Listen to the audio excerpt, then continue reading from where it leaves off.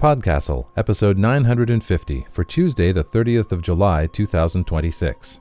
A flash extravaganza! Titled Reapings, and including the stories An Acre a Year by Gregory Marlow, read by Menzel, and rated PG. The Deading Veil by R.J. Aurand, read by Rosie Sentman, rated PG-13 with a content note for suicide. And Taking Root by Jeanna Cammarano, read by Dani Daly, and rated PG with a content note for the death of a child. Hello, and welcome to PodCastle, the flying castle of fantasy fiction. I'm Wilson Fowlie, today's host and your audio producer for the episode. Today I am privileged to bring you 3 stories with the theme of reapings. The first is An Acre a Year by Gregory Marlow and read by Menzel, and which first appeared in Flash Fiction Online on November 1st, 2024. Gregory Marlow, him, is an associate professor, animator, and writer living in East Tennessee with his wife Amanda and dog Sadie. He has animated on over a dozen video games, and his short fiction has appeared or is forthcoming in Asimov's, PodCastle, Pseudopod, Strange Horizons, Flash Fiction Online, and the LeVar Burton Reads podcast.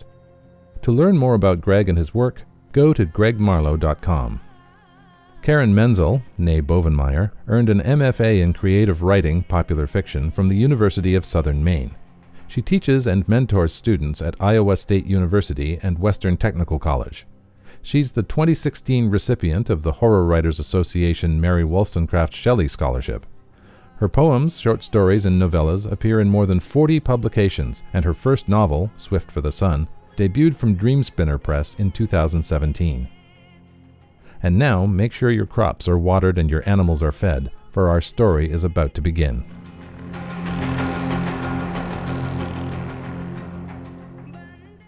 An Acre a Year by Gregory Marlow. An acre a year was all they asked. I agreed. 50 acres was too much for William to work anyway, even with my help. The first year, William didn't notice. I stood on the hill behind the house and surveyed the fields below. Cows, hay, alfalfa, corn, sweet potatoes. It looked the same as the day I married William. Maybe a few corners rounded off in the distance. Or was that my imagination? What was not my imagination was how the little men delivered on their promises. Travelers willing to work for a meal and a bed for the night. Cows delivering calves effortlessly. Neighbors offering to trade a tractor for a fraction of its worth.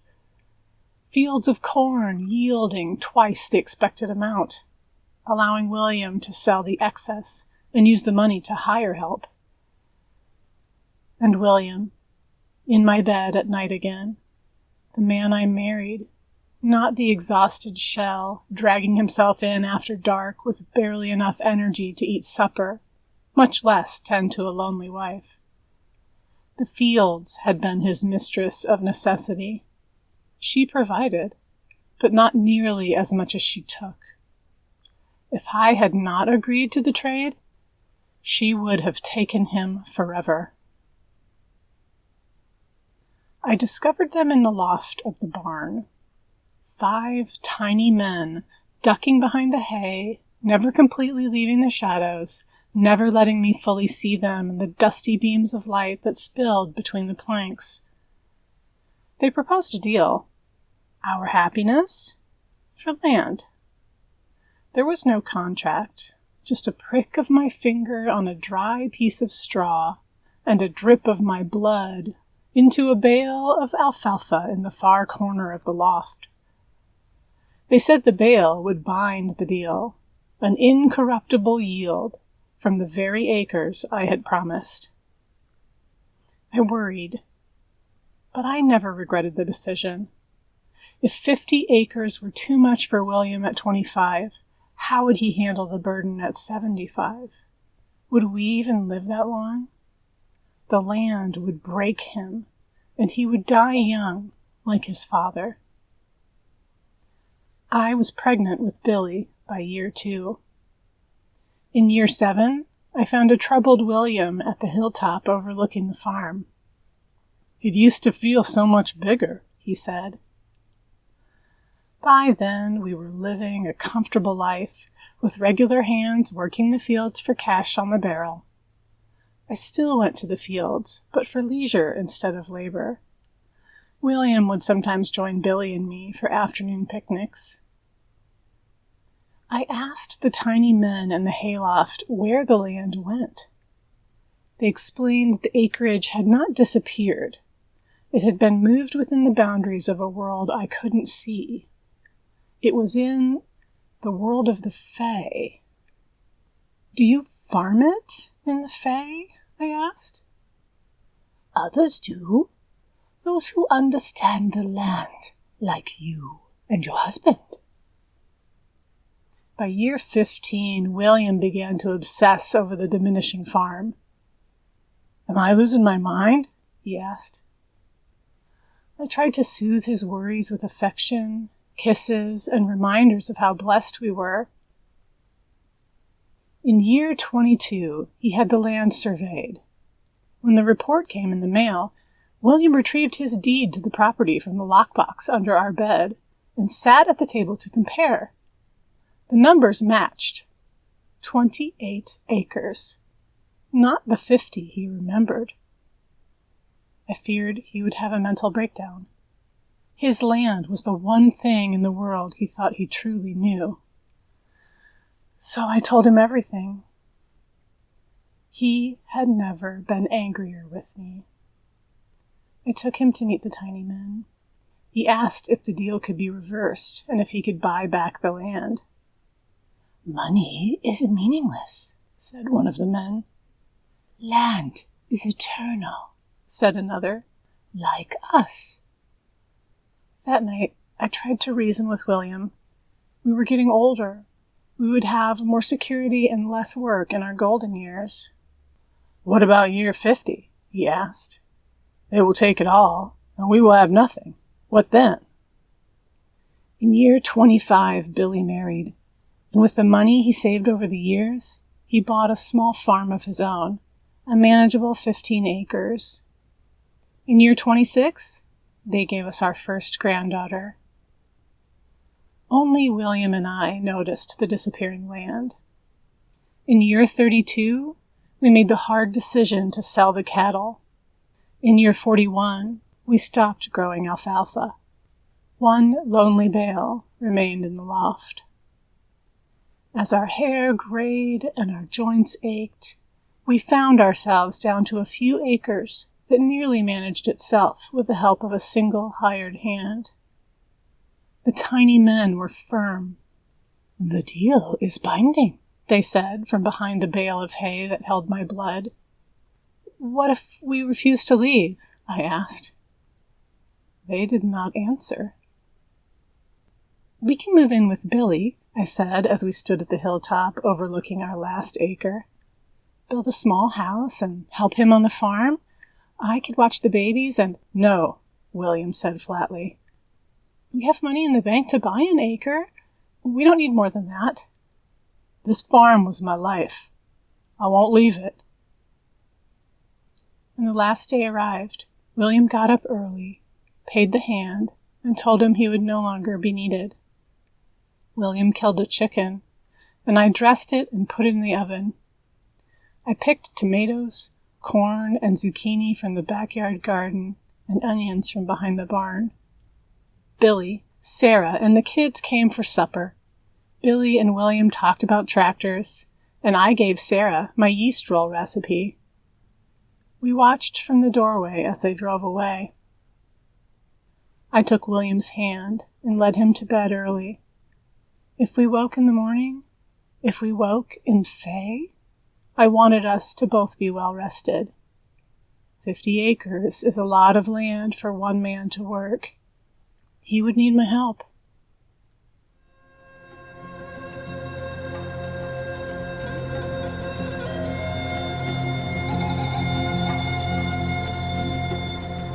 And welcome back. That was An Acre a Year by Gregory Marlow. If you enjoyed that and want more stories by him, We at Escape Artists have premiered a couple of them. Here on PodCastle, A Jar of Malice was episode 797, and earlier this year, our sister cast Pseudopod published Imposter Syndrome as episode 1025. There are links to even more stories on his website, gregmarlow.com. About today's story, Gregory told us, "I was born and raised in East Tennessee, where the Appalachian Mountains overflowed with the fantastic. Mermaids and sirens sang in twangy southern accents to me as I fished on the creek bank. Fairies danced in the thicket behind my house. Goblins hid in the haylofts." Thanks, Gregory, for the thoughts and for the tale. Our next story is The Deading Vale by R.J. Aurand, narrated by Rosie Sentman. It is, happily for us, a PodCastle original. R.J. Aurand is a Southern Appalachian writer and Rissling-nominated poet whose work has appeared in The Deadlands, Inner Worlds, Small Wonders, and others. Connect on Blue Sky at rjaurand.bsky.social or at rjaurand.com.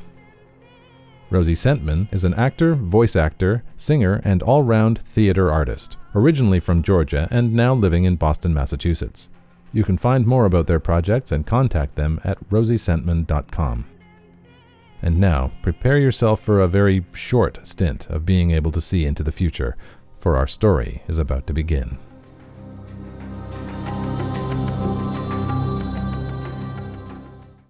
The Deading Vale by R.J. Aurand. Read by Rosie Sentman. Every woman in the family wore the shroud exactly twice.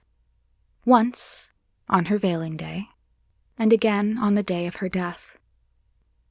It was older than memory, diaphanous and fine as spider silk.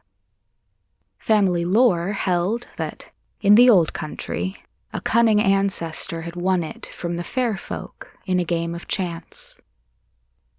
To be veiled was a weighty responsibility.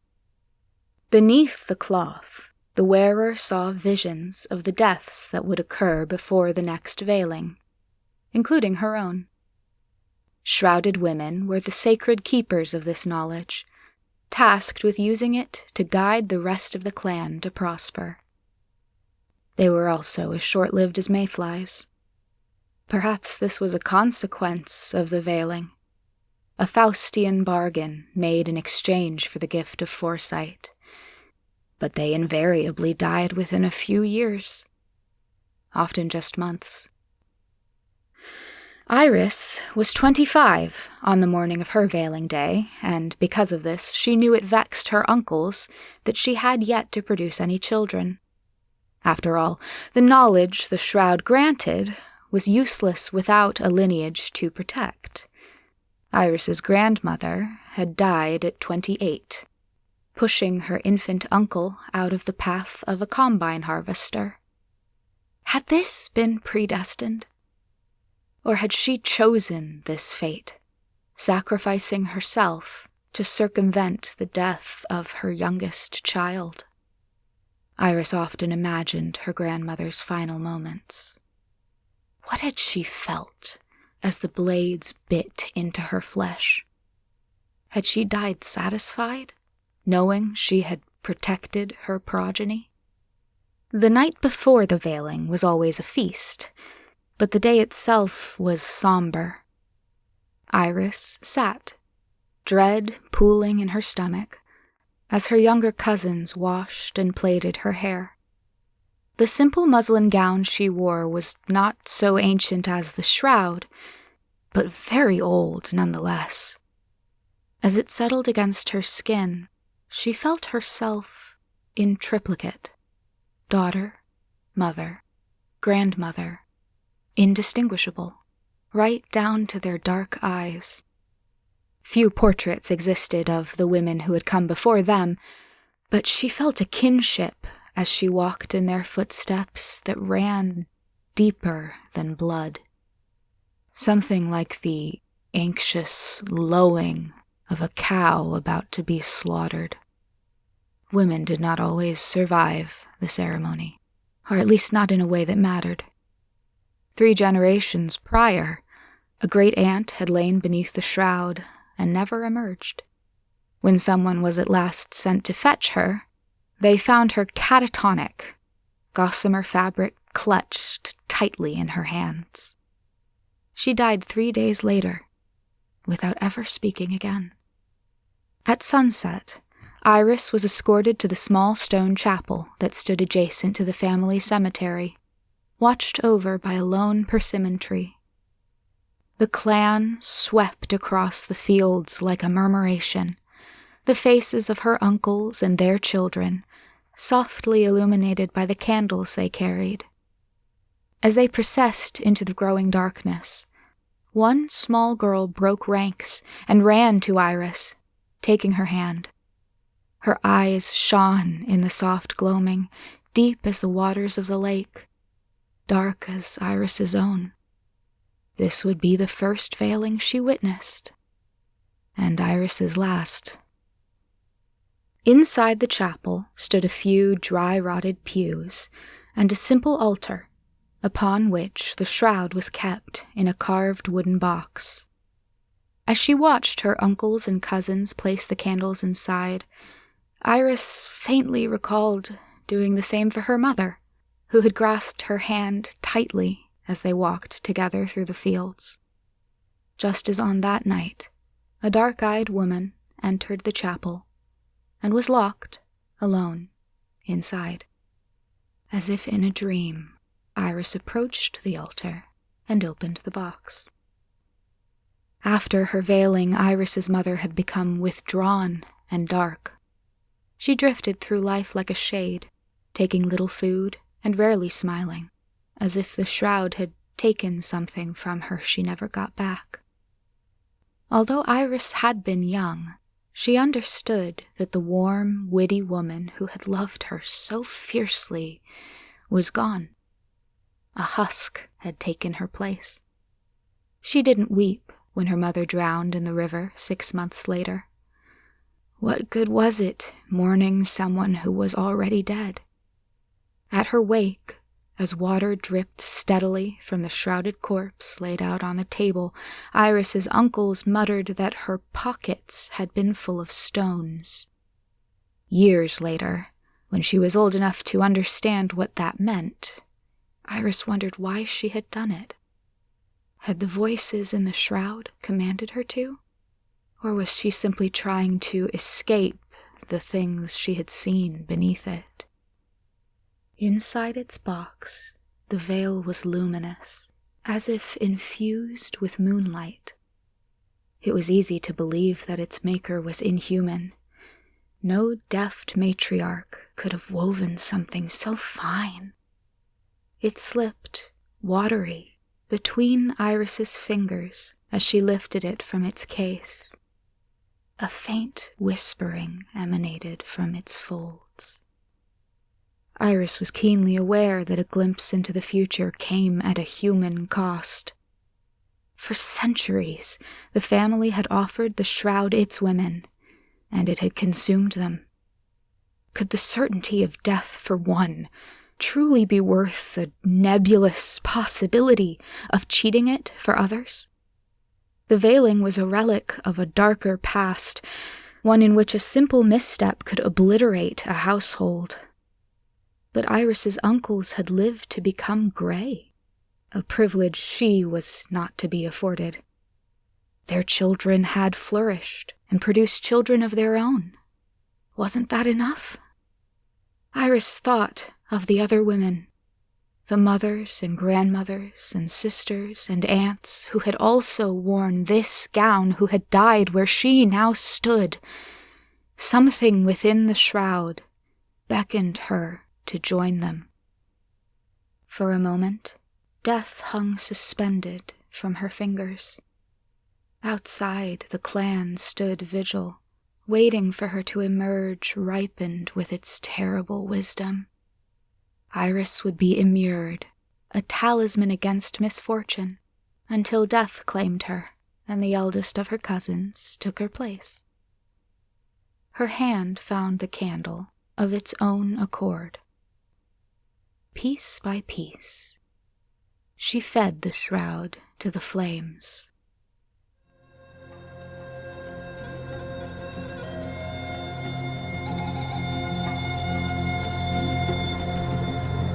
And welcome back. That was The Deading Vale by R.J. Aurand. If you are interested in more from R.J., I can't point you to any stories previously published by PodCastle or even Escape Artists, as this is their first. However, there are several stories linked at their website, rjaurand.com. About The Deading Vale, R.J. says, "On a grassy hill at my family's home place stands a small cemetery with low stone walls, shaded by a persimmon tree. A few of my ancestors are buried there, and my grandparents intend to join them one day. In the town nearby is another cemetery, where a handful of distant relatives who passed in the 19th century are interred. As I wrote this piece, I thought about the random misfortune that shaped their lives, the toddler who ate a box of matches, the farming accidents, the illnesses for which no cure yet existed, and the way these events would come to shape the lives of those who came after them. This is a story about intergenerational trauma, about reckoning with tradition, acknowledging its roots, and commending it to the past where it belongs." Thank you, RJ, for the thoughts and for the story. Our final tale is Taking Root by Jeanna Cammarano, read by Dani Daly. It was previously published in On Spec magazine, issue 130. Jeanna Cammarano is best known for wielding a great many pens, some of which happen to create stories. She writes short speculative fiction, often about witches or ghosts, or witchy ghosts, among other things. She's also an assistant editor for Flash Fiction Online, and in a past life made video games. You can find her work in the video game Wildstar and other games.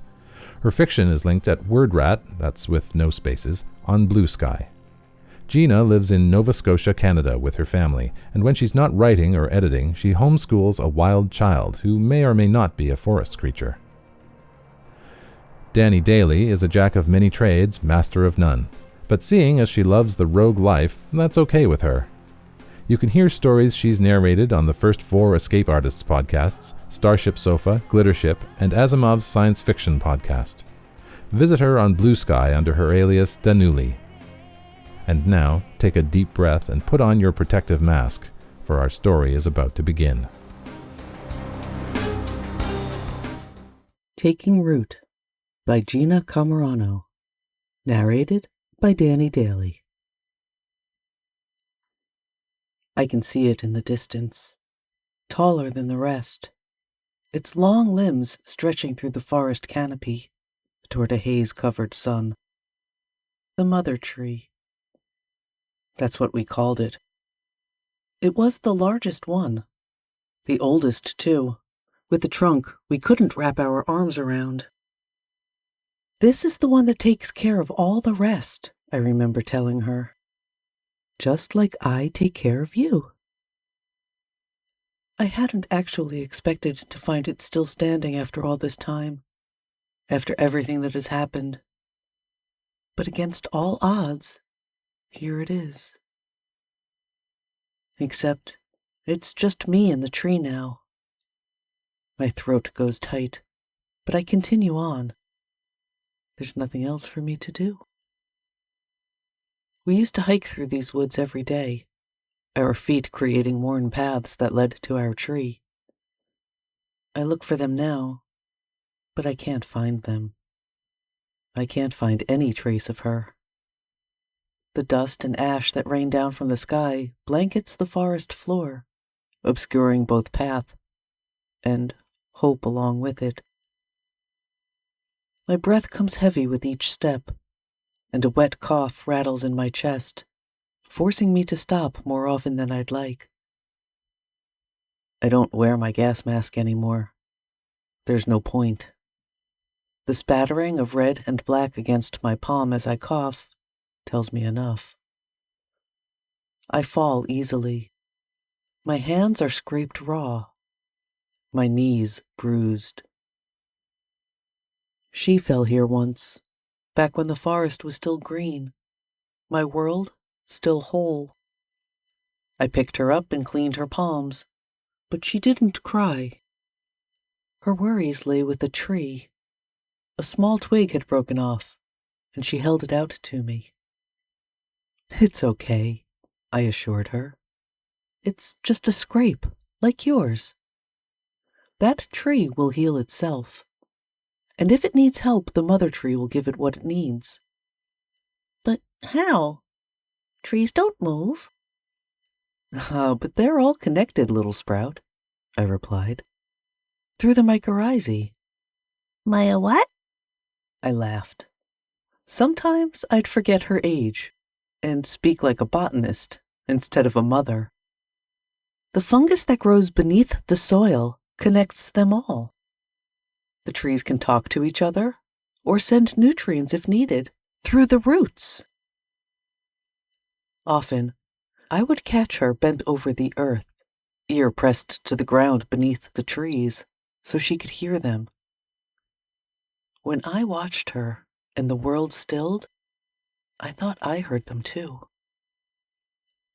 The trees say nothing now. Not to me.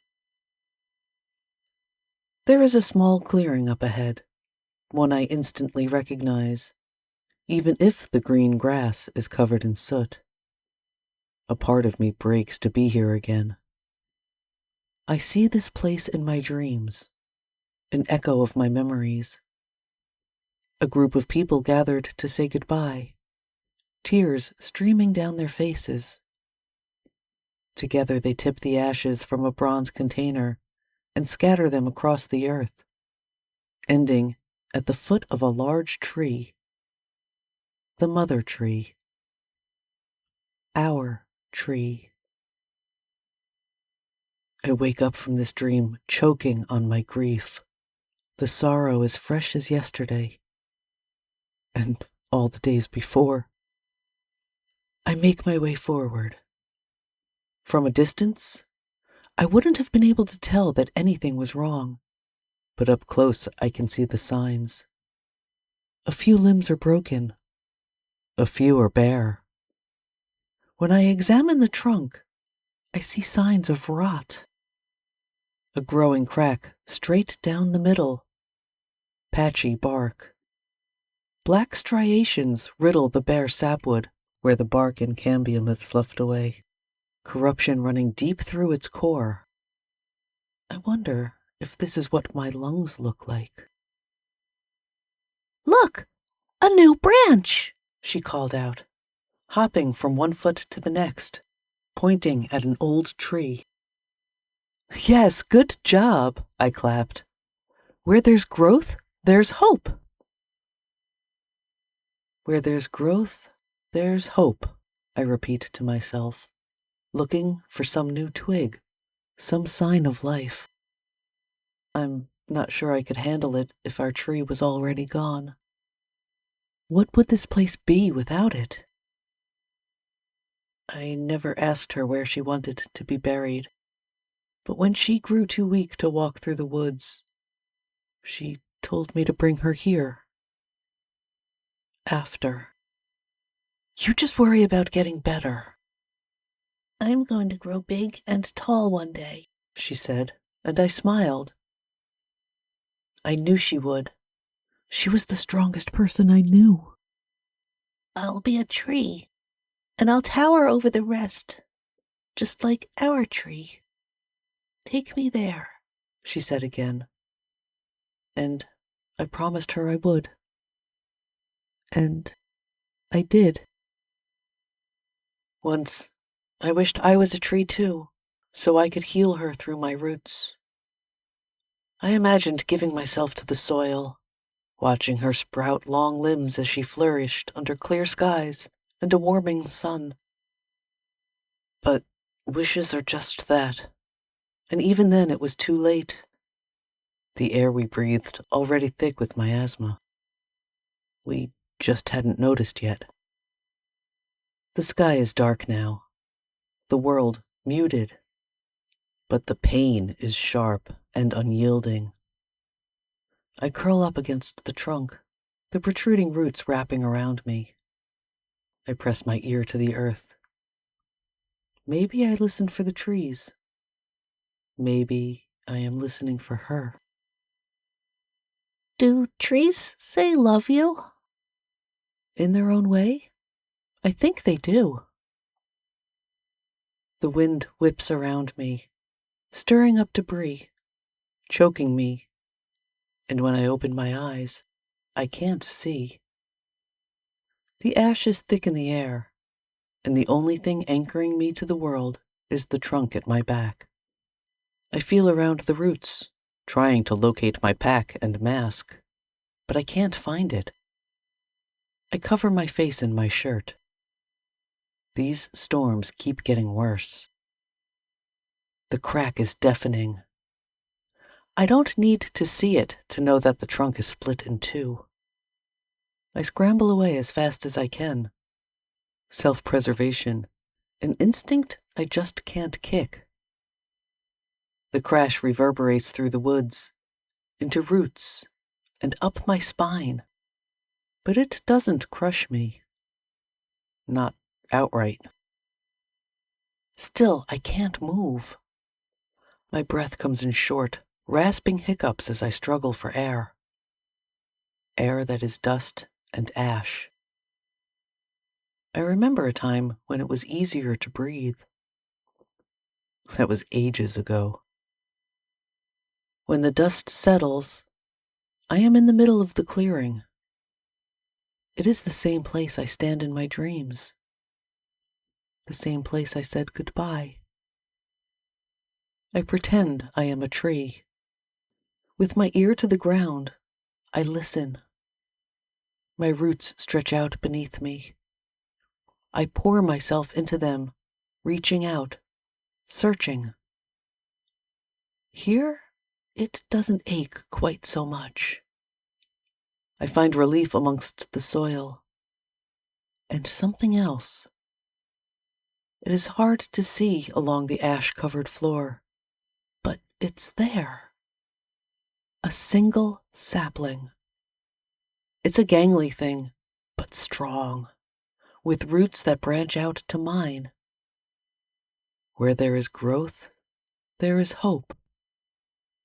There you are, I say. End.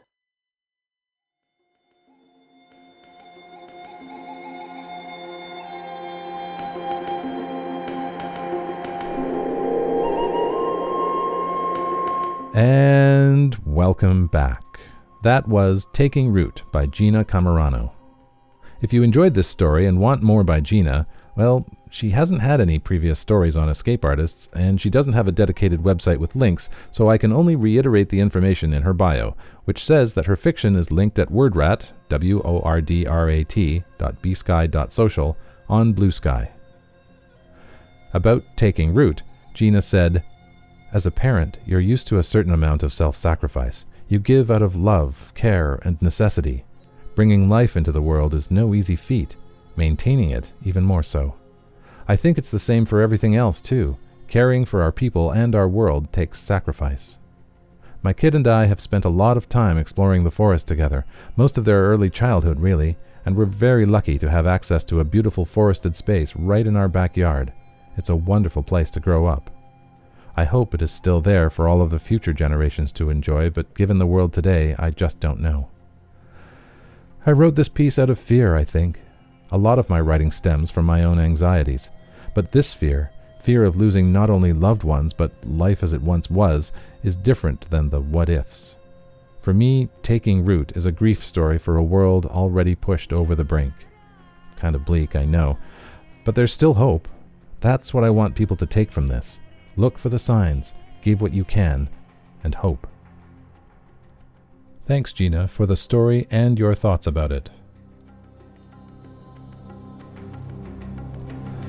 Well, now it's time for me to talk about my thoughts on the stories. I won't say much because I'm already using more words than any of the stories have, and I certainly don't want to exceed their total word count, since you're here to hear them, not me, and I haven't even done the boilerplate stuff yet. So I will mainly remind you that the theme of the episode is reapings. The verb to reap literally means to cut and collect grain crop.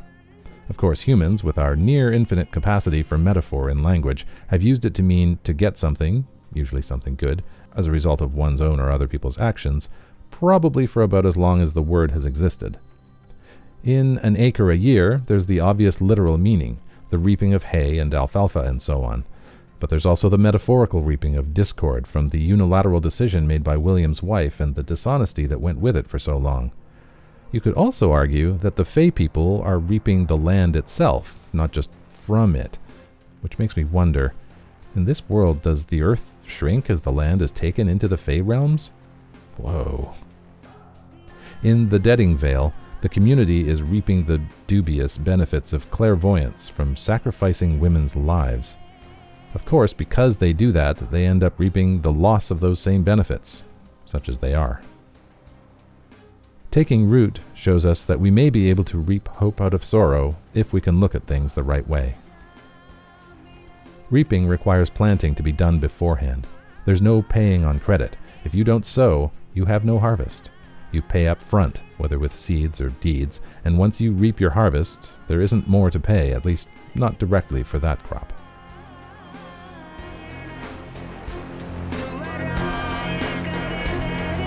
That was our show for this week.